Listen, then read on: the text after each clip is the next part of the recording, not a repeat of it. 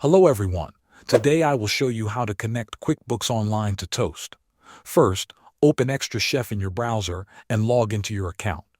Make sure you use the administrator credentials.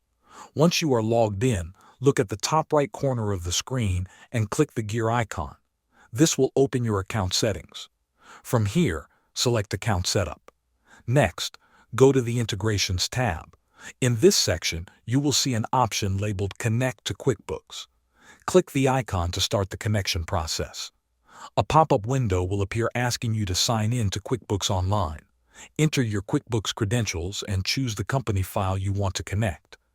Then click Authorize to allow XtraChef access to your QuickBooks account. After the connection is approved, you need to map your accounts. In XtraChef, navigate to Sales Setup or Payroll Setup in the settings. This is where you match your Toast data to QuickBooks.